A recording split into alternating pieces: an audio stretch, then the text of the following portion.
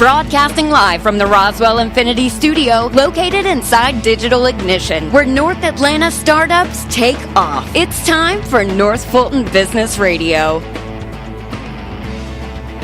And hello again, everyone. Welcome to another edition of North Fulton Business Radio. I'm your host, John Ray, and I've been looking forward to this show for the minute we got it booked. This is going to be a fun show. We're all about promoting entrepreneurs, and we've got a great story to tell here. But before I get to that, I want to let everyone know that if you've got headaches that involve administrative tasks and bookkeeping and marketing and presentations, then I've got a solution for you. Go engage a smart and reliable office angel. They're not a temp agency or placement firm. Office Angels matches your business support needs with angels who have the talent and experience necessary to help you maintain and grow your business on an ongoing or as-needed basis. Your terms, your timeline. They lend a hand when needed and fly off when the job is finished.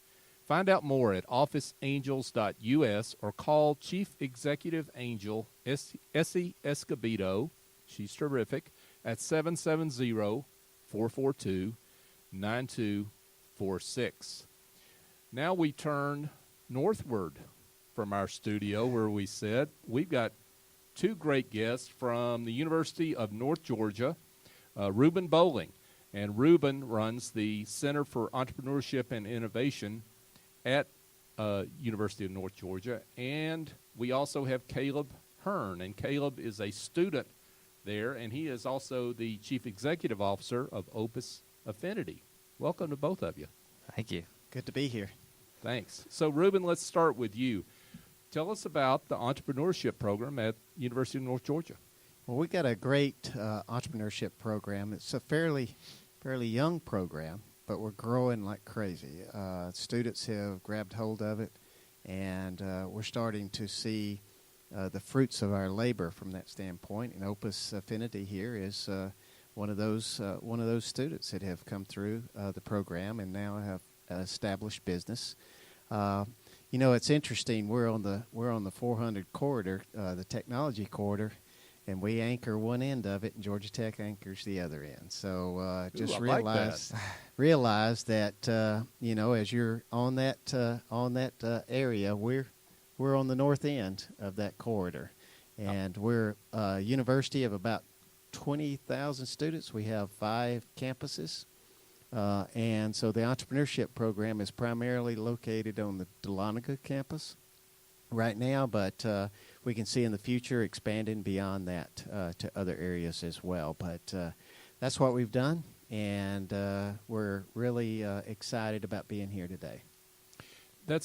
Entrepreneurship is a growing area of interest for students that are coming through. Tell us a little bit about some of the programs that the courses and programs that you offer for those students. Well, it's interesting when you talk about entrepreneurship being an area that students are interested in now. We like to think, when we think of entrepreneurship, we like to think of startups. But what we found that when we interview corporations and people who hire our graduates, they want students who come out with an entrepreneurial mindset.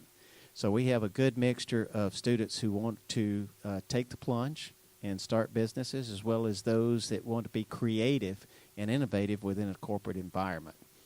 So that has helped us grow from that standpoint. So the things that we do, we have a full academic program where you can get a concentration in entrepreneurship, or you can get a minor in the entrepreneurship, and we have a graduate certificate that we provide every summer, and we'll have it again this summer and coming. So that is a good location for that. We'll go through the same kind of program where we take you from the very beginning of how do I think up of an idea, how do I do those kind of things, all the way to the grow and launch portion of it, where you're putting together a plan, how you're going to grow your business, how you're going to launch your business, and move it forward from there. In addition to that, we have space that we provide for students and faculty and staff that they can come and start their businesses in. So it has offices, co-work space, all that you have in any place that's really got an entrepreneurial mindset around it in a good ecosystem. So we have that. Plus, we put on some workshops outside of the academics portion of it. We bring in attorneys to talk about intellectual property. We bring in accountants to talk about accounting in a startup, in an entrepreneurial situation. And we also have an Innovate UNG, our own pitch contest that goes on that we paid money for, and we had our very first one this spring. Oh, wow. And Opus Affinity, who is here with us today, was the winner of that. So we're excited about being here. That's way cool. So with that, that's a good way to introduce Caleb. So Caleb, Opus Infinity is your company. Talk about what it is that you do, and congratulations again on your success. Thank you. Yeah. So in short, Opus Affinity is an app-based company that focuses on brands and individuals to help them tell their story in a totally unique way. To quickly describe it, you'll be able to take a bottle initially of a brew, scan the front on their logo, and see a story that pops up. So like our first client is Etowah Meadery, which was huge because I asked them instantly on the first pitch, I said, how many times a day do you describe what meat is? And he couldn't count. So he's looking at 15% of his sales are in store, but the other percentage is all out of store where he can't describe that. So now through our product, he'll be able to describe on every bottle what meat is and what its flavors are. So it gives a whole new way for brands to go and plan on scaling that to where consumers can then later down the line add their own message to make a whole new living greeting card, we like to coin, that transforms how users share stories and how gifting really works. So that's fascinating. I'm always interested when I hear great ideas like this and great concepts like this. How did you come up with this? I mean, what led you to this? It must have been the great education that you got at UNG, right? Absolutely. Yeah. Well, I was sitting, I remember it was Christmas right before I took Dr. Boling's class. Me and my dad were sitting there. We had a bottle of 19 Crimes, which is it's a wine company that has Australian prisoners on the front. Take their app, and it animates them on the app. And we were sitting there. My dad looked at me and was like, what if you added your own message and just could give that out? And that's where it started. And then taking it through the program, it just pivoted and grew, and it got to the point through mentorship and everything where it turned into an actual business instead of just an idea. So it's without the program, I wouldn't have been able to do the research needed and the effort into knowing exactly where I'm going and being confident that I can actually take this somewhere. Yeah, that's exactly where I was going next. Unpack that a little for us. How did the program you were in at the time at UNG really help you foster this idea and then bring it to fruition like it is? Absolutely. So I describe it in a 3-step process, similar to the classes. For me, the first step was taking what they coined 30-20. It's where you're kind of getting proof of concept for an idea, and you go off of the lean startup process. So for that, I really got an idea of, okay, here's consumers want this. I know exactly what direction I should go. That was my first pivot to where I started inching towards breweries instead. Had some great mentorship and some great leaders that judged our presentation for that. The next step was 30-30, which turned into a financial pitch. So doing that and putting research into effort really took me forward and going, okay, here's exactly how I would take this forward. Here's exactly, what this all is. And I was still by myself at this point. So that was kind of the last of my pivots. And then the third step has been the most crucial, which was actually after class, which has been this whole semester. I've been doing a lot of competitions and pitches, gotten some great mentorship from CEOs, from Dr. Boling, my father, to where I've pivoted a little bit, but I've learned how to represent myself in the company. And Sam came on board during this part and has really grown to where it's not just a project anymore. It's a real living thing. And I've gotten some great success and some great opportunities out of it. And Sam is your partner. Sam Herrera is your partner. Yep. He couldn't join us today, but he's hopefully studying somewhere, right? Yeah. But he's an integral part of what you've done with this. So congratulations Absolutely. to him as well. So talk about the ups and downs that you've been through, because there's got to be some interesting stories about that. Yes, there have been some ups and downs. I think starting out, it was a lot of getting into the mindset. I grew up with a dad who was a serial entrepreneur, so grew up with the influence of an entrepreneurial mindset, but actually getting into it in terms of taking that as a job opportunity instead of what I was thinking really kind of hit me hard. That was a tractor hit, but it's been phenomenal. And then this last 6 months have been full of ups and downs, mainly ups. We've had some great competitions, some great feedback. I've gotten mentors from Rich Wagner of Datascape, some great people who are just all about us that I never could have imagined. We haven't won everything we put in, but every single time we've gone out, I've been proud of what I've done, and I'm extremely grateful towards UNG, not just for their education, but they have put resources into us and time into us, and they have represented us as much as we've represented them. And I could not be more grateful towards everything, as well as Dr. Boling, because I don't think I could have done this without his mentorship and direction. I think it would not have happened at all. That's a great shout out. And yeah, I wanted to turn to that mentorship piece of it, Dr. Boling, because you have that takes a lot of work to organize that, right? And to help students through the inevitable low times where they run into a brick wall. Yes, it is. It is difficult. Every one of them is different, and that's what makes it difficult. But we understand that they're just a lot of what takes it getting through a startup is to just not quit and to maintain that grit. And from a mentor standpoint, you're trying to encourage them to say, hey, look, have you tried this? Have you tried that? And help bring in what I have learned in the number of years that I've done in business and started my own businesses to bring that that history and that knowledge and everything else to them and share it with them. Not only that, we've had some great folks that have come in and when they do the pitch, at the end of each class, we actually do a pitch. And we bring in experienced entrepreneurs to do those pitches. And they get feedback from them about what they're doing. And they don't hold back. And we tell them, do not hold back. And sometimes the students go away with their head down. But then once they realize the feedback that they've gotten and they've applied that and they've gone through their iterations and their pivots, to better their product, better their service that they're looking at, it's amazing the change that comes about in them.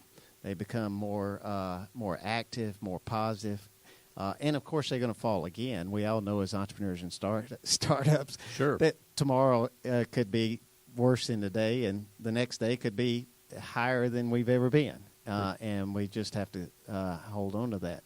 But that's really where it comes from. I have experience not only from an academic standpoint, but from a business standpoint, and I bring all that to bear in that relationship. And at the same time, a lot of times people when folks come to you with ideas and they throw them out, I've seen several people just say, "Oh, that was the dumbest idea I've ever seen," and I don't see a lot of ideas as dumb ideas. Now, I may not agree with them. I may think that they might not work.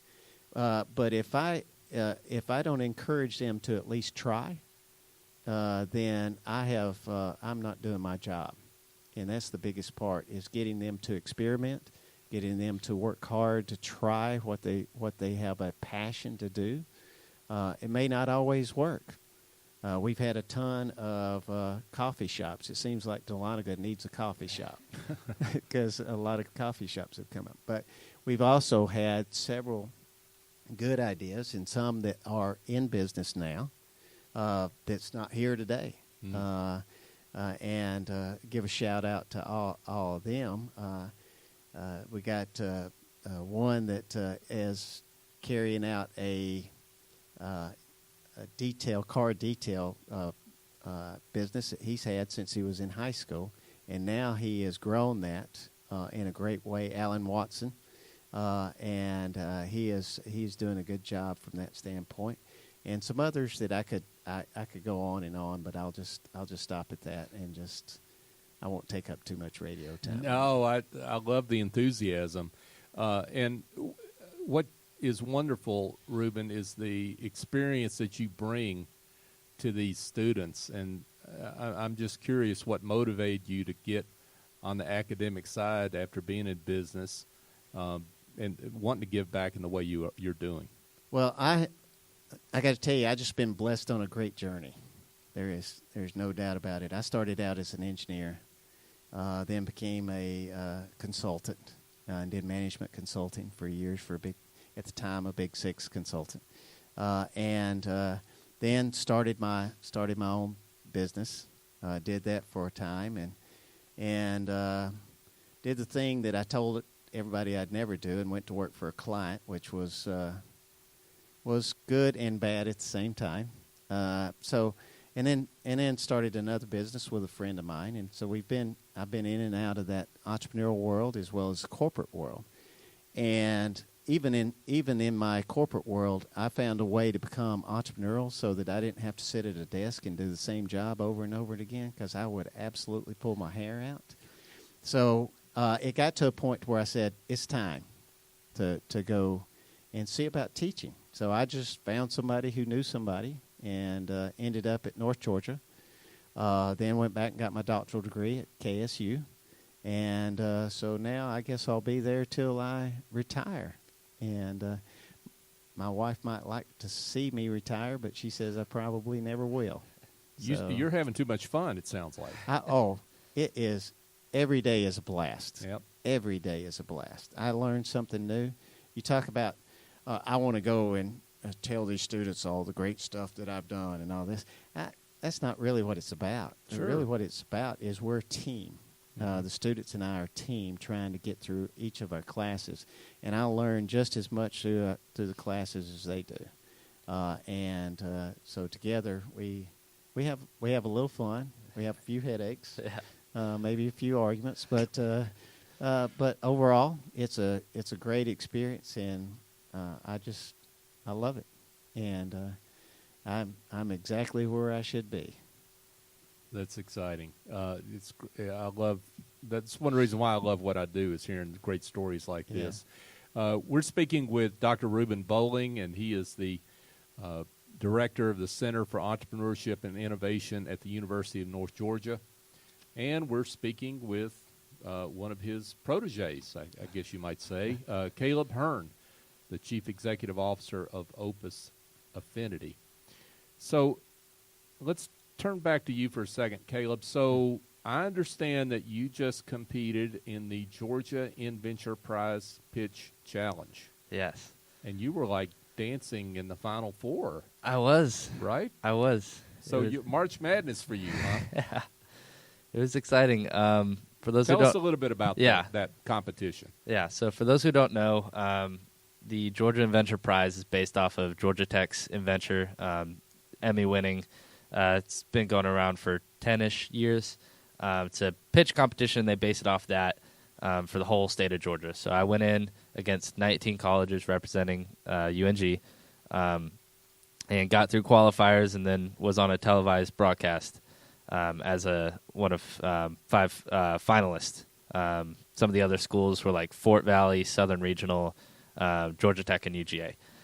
So it was just making it was like phenomenal. I was blown away just by making it. Never imagined it. So it was a lot of fun, and it was a challenge, but it was very welcome. So. Yeah, but it sounds like you were prepared for that because you had gone through a similar competition at UNG. Yes. Yeah, so UNG has a similar competitions. They're also first year. It's called Innovate UNG.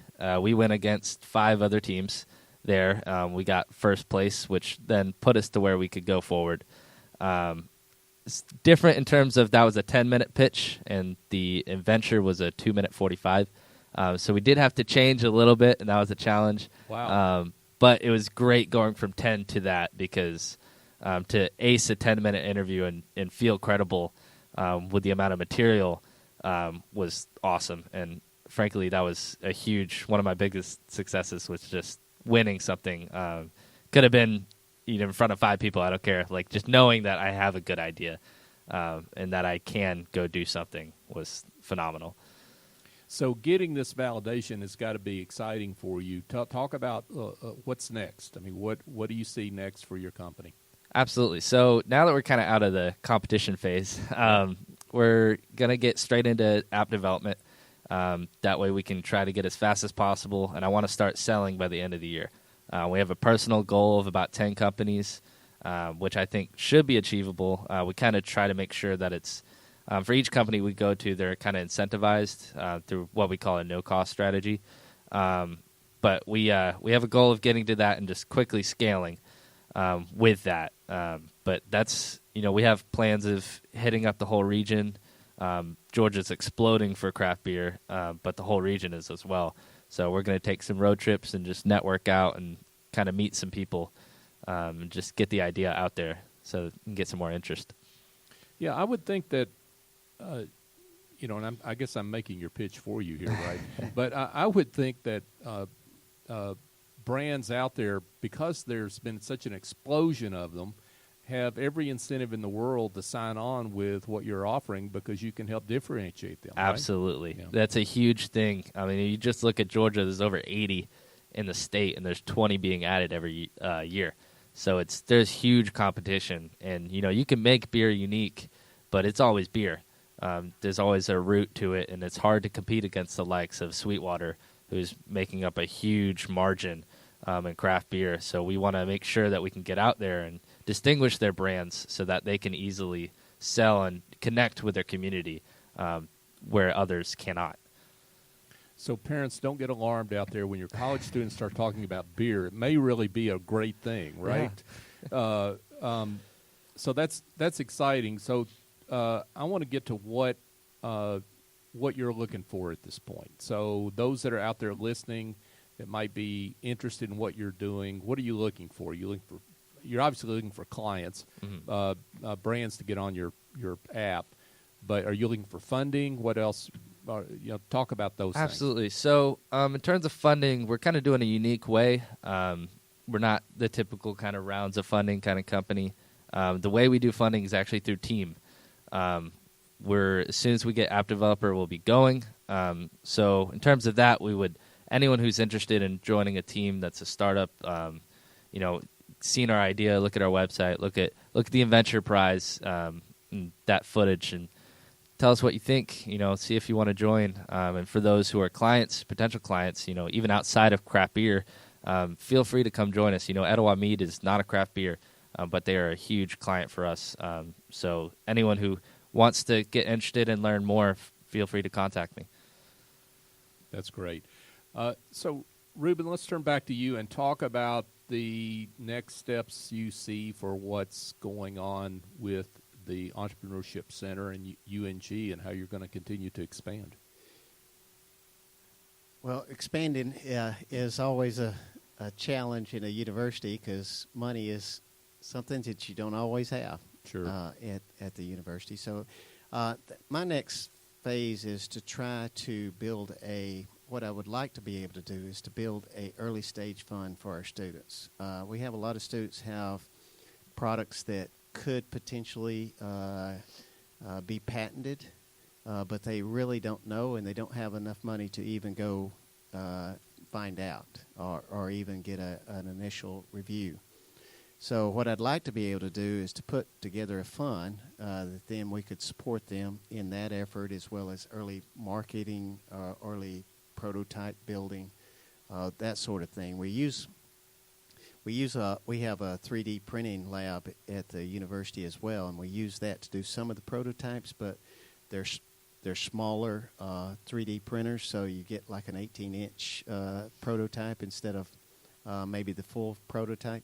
And we have another company that came out of the competition that is in process of building their prototype right now that is in the music industry, but don't know whether it's patentable or not at this point. So what I'd like to be able to do is to do that, and then as fast as the classes and everything else are growing, which is good, we need help with teaching and guest speakers within the class to improve the quality of what's in there. Because I can talk all day long, but I'm a one voice. If I can get 2 or 3 voices in a classroom that tell the story, even if it's not the same story that I tell, that's even better. Sure. And so having people come into the class. But that's our challenge right now is we're growing so fast that the classes are tending to get larger, which makes it a little more difficult to do the experiential type learning that we're doing in these classes. And so that's where we are, and we're trying to make adjustments and move forward. But it's been a great experience, and I again applaud the University of North Georgia for their support. When our students went to the Inventure Prize competition, they threw their support behind that big time. Kate Main, who is head of our communications group, she did a fabulous job backing us and helping us in everything that we've done. So I have good support.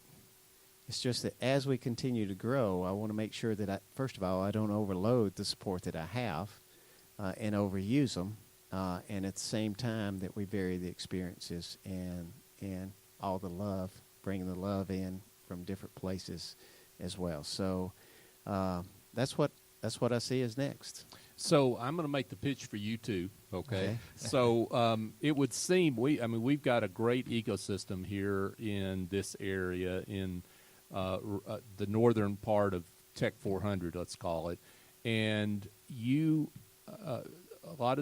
said that a lot of these companies want to hire young folks that have entrepreneurial experience. So they've got a real incentive to lean in and volunteer and help you out at the Entrepreneurship Center at North Georgia to develop the workforce that they need. Yeah. And how about that? Was that good? That's good. And I'll add one more thing. Okay. Every guest that's come from Atlanta or down in Alpharetta or any place like that, they make that drive up 400. And the drive itself sells where we are because everybody's like, wow, it is fabulous up here. Yeah, for sure. Absolutely. So so your final words on this, you're looking for mentors. Let's review kind of what you're looking for because I want to make sure that message gets out. Okay. So talk about you're looking for mentors, you're looking for speakers, and you're looking for potential funders of startups or a fund or what have you. Yes, all 3 of those. It's really important for us to have quality folks involved in the classroom, again, from speakers, quality folks that are mentors, that when we get a team that's in a certain industry, that we have industry-specific folks as well, not just those that have great entrepreneur experience. Those are good, but specifically some industries along the line would help as well. And again, getting that to the point where we can call on someone that fits what a student is doing the best. So the more variety we have, the more numbers we have, the better off we're going to be. And again, getting down to the funding side to make sure that we continue to provide opportunities like we have for Opus Affinity, where we can come in and help them develop their video or to help them maybe carry out a marketing research project or anything like that in the early stages, and even explore, again, the IP associated with it.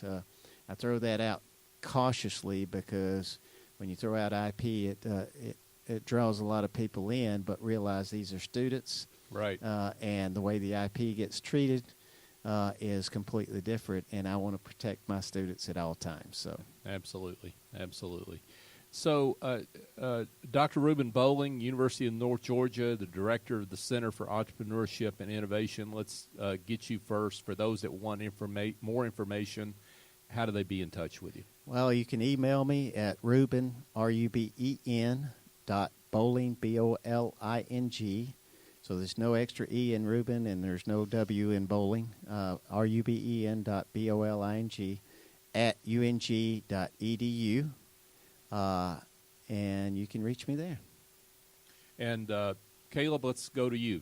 For those that want to be in touch with you, how do they do that? So you can email me at calebhearn at opusaffinity.com. It'll be CALEBHEARN at opusaffinity, OPUSAFFINITY.com. You can also look at our Instagram, Facebook, all our social media, or our website at www.opusaffinity.com. Outstanding. Dr. Ruben Boling and Caleb Hearn, thanks to both of you for being with us. Thank you for having us. Thank you for having us. Yeah, Absolutely.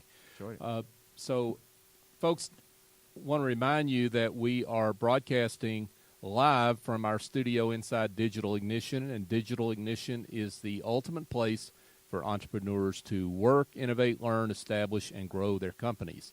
Nestled within a 45,000 square foot building is an open floor plan with co-working office space, dedicated desk, private offices, meeting rooms, event space, a classroom, and a fantastic break room with outdoor patio and all the fresh ground coffee you can drink.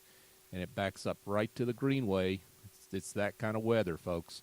If you want great co-working as well as space which impresses investors, customers, and future employees, visit digitalignition.com.